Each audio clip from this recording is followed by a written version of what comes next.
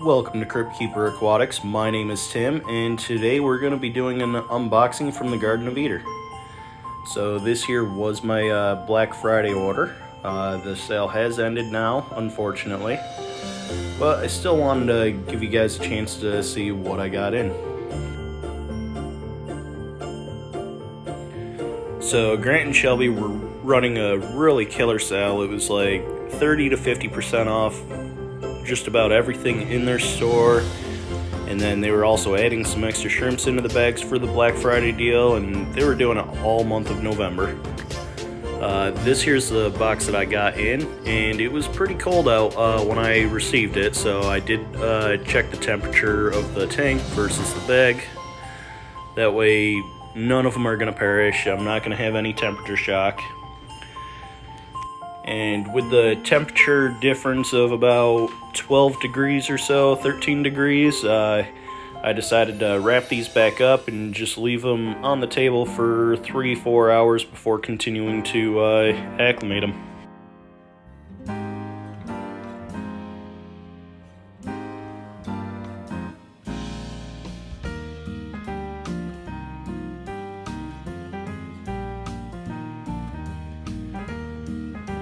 Okay, they've all warmed up and they're all room temperature now, so I got them all acclimated.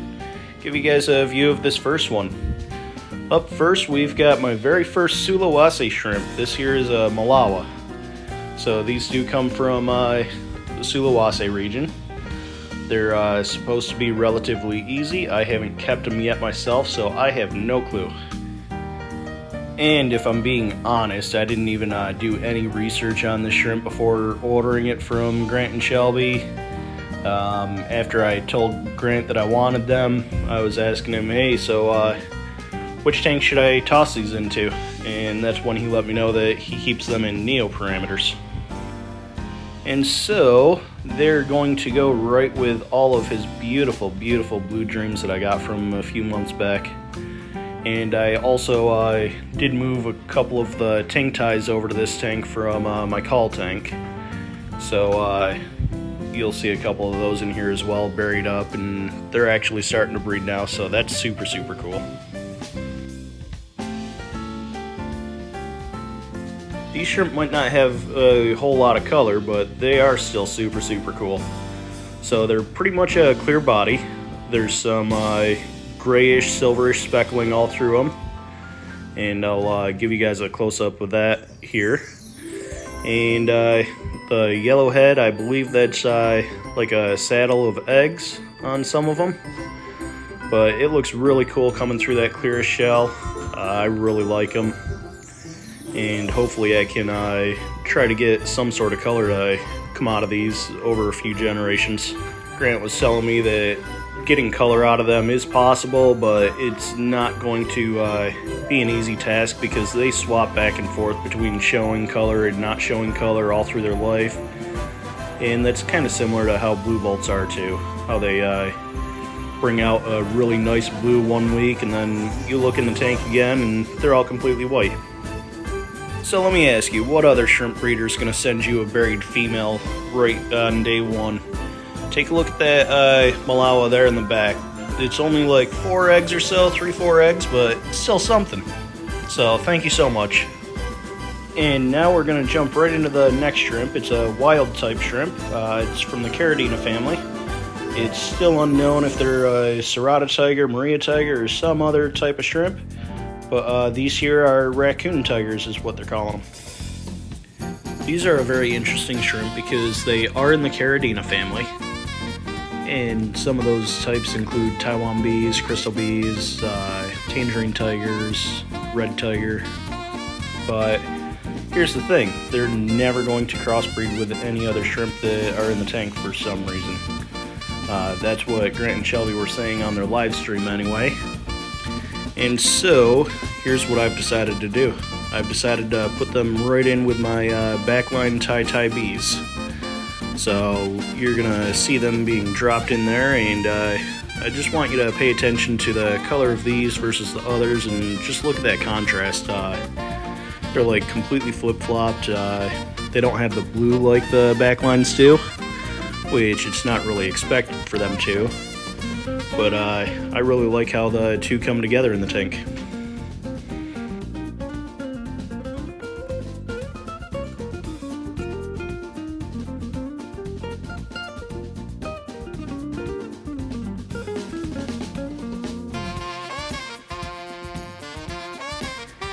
If you want to find out if these actually are going to crossbreed or not, you're going to want to hit that subscribe button down below. That's going to let me know that you like this type of content, and it's also going to let YouTube know that you like that content, and YouTube will start recommending my channel to you even more.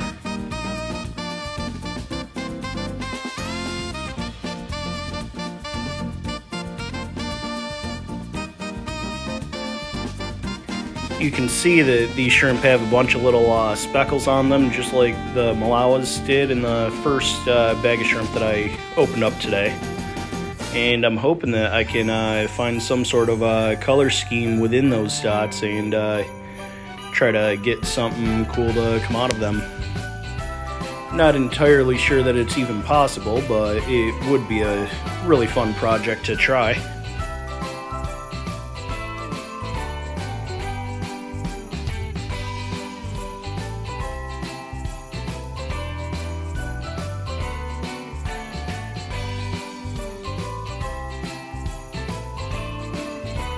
Let me know down below what selective breeding projects you guys have all done and what shrimp you've transformed into a new type. And if you haven't done any yourself yet, don't feel bad. There's plenty of time.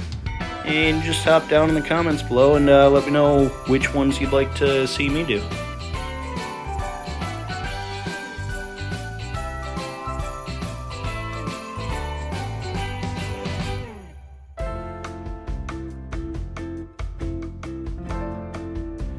So I've seen quite a few with some red speckling, and this one coming up here has quite a significant more amount of red than the others.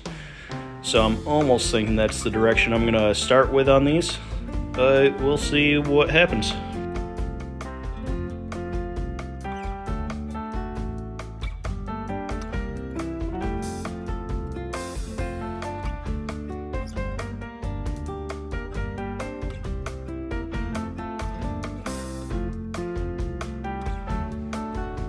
Whoa, we're almost 8 minutes in and you're still all here? Well, I've got a special second unboxing for you. So this arrived within a week of the last one, and I ordered some food fight from the Garden of Eater, and Grant and Shelby decided to send me a couple extras.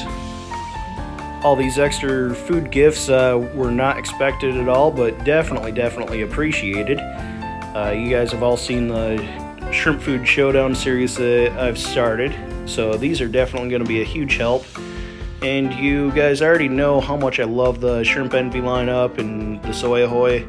I can't stop talking about it. I can't stop showing it in action. It's just some of the best food I've found so far.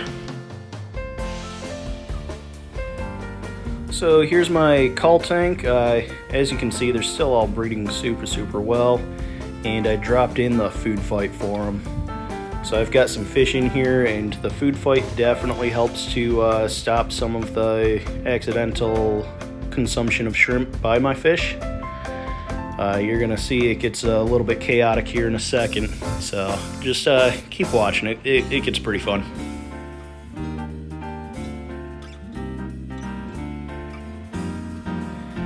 Do you guys want to talk about how beautiful these celestial pearl danios are? I got these from the Garden of Eater back in September. We were both attending the Keystone Clash, and I messaged Grant and Shelby and had them bring a bag of them up to me. So I was able to bring these home, and they're super happy in here. I love them. And then the other fish that I've got in this tank are panda guppies and panda cories that I got from Michael's Fish Room. I also got those while I was at the Clash. I wasn't expecting to bring them home, but I saw them, I wanted them, I got them.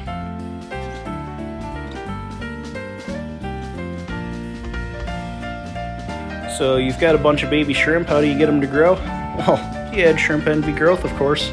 This food is packed with protein. It does break off into little particles just like the food fight does. Not quite as large of particles, but it does break up, so all of the babies are going to get a chance to get it without too much fighting. And as you can see, I do have some endlers in there and also in my backline tank. And just like the food fight, it breaks off into these particles. That really helps stop a lot of the aggression. It's going to stop a lot of accidental ingestion of shrimp from your fish. So it's just a bunch of bonuses all around with that food. I love it. Be sure to stop by the Garden of Eater and place your holiday orders. Grab some gift cards for your friends. Thank you all for watching. Have a very Merry Christmas from Crypt Keeper Aquatics.